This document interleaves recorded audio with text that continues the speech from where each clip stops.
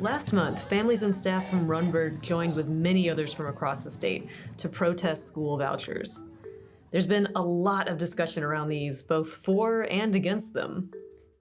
It's not fair for parents. They can't afford taking their kids to private schools. But what are school vouchers, and what will they look like in Texas? School vouchers are government-funded vouchers that cover educational costs. You might have heard it called school choice by people who support it. In Texas, lawmakers have proposed vouchers in the form of educational savings accounts, or ESAs. ESAs are state-funded bank accounts filled with public funds. Parents who remove their kids from public schools can use money from these accounts to cover educational costs like tuition, online schooling, or private tutoring.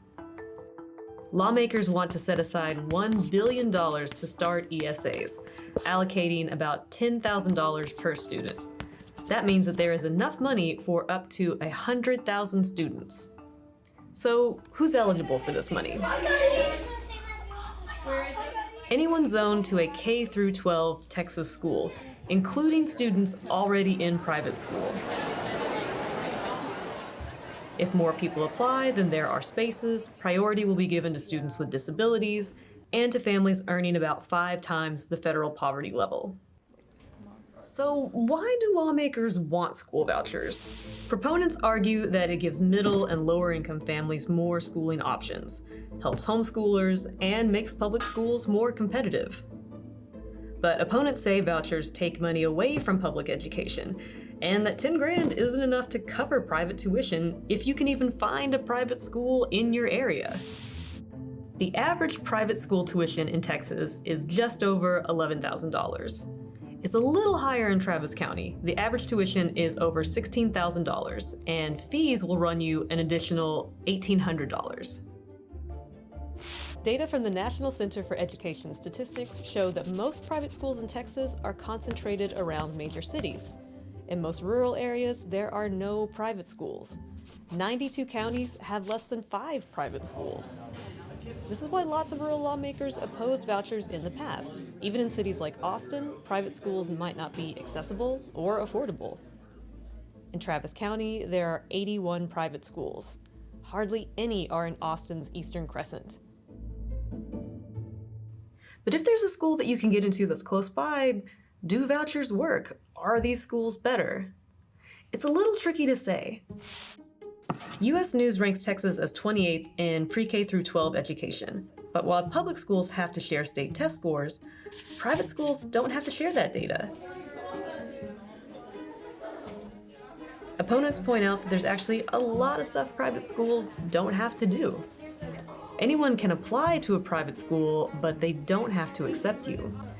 Because public schools get federal funding, they have to follow federal laws and provide an equal education to students of any religion, ethnicity, or level of disability. But since private schools don't receive federal dollars, they don't have to follow these rules.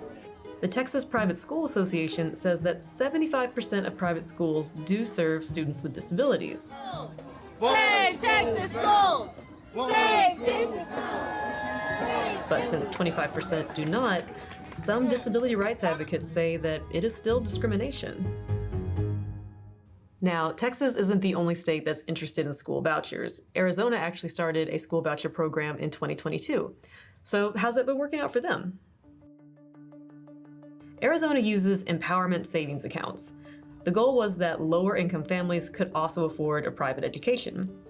But according to a ProPublica analysis, poor neighborhoods in Maricopa County used fewer vouchers. Their wealthier neighbors actually used more. Vouchers are also impacting Arizona's budget. The cost of vouchers in 2024 was supposed to be $64.5 million, but it has since skyrocketed to $332 million. That's a 400% increase.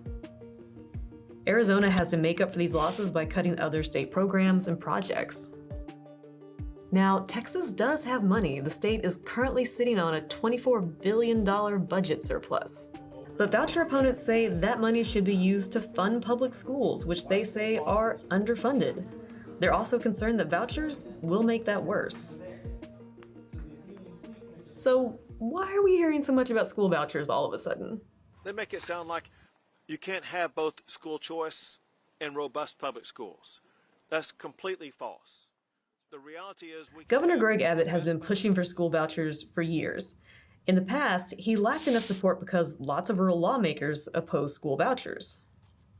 Abbott successfully campaigned against these politicians, ousting 12 voucher opponents in the March 2024 Republican primary election. He called it a tidal wave of support for school vouchers. One survey by the University of Texas Public Policy Project found that 52% of respondents supported starting a voucher program. And that brings us to the current legislative session, where there's support in both the House and the Senate for school voucher bills. So what's next? With support in both chambers, school vouchers are highly likely to pass this year. If signed, the new law would go into effect in September. But we'll have to wait and see who will end up using those funds and how they'll impact public schools.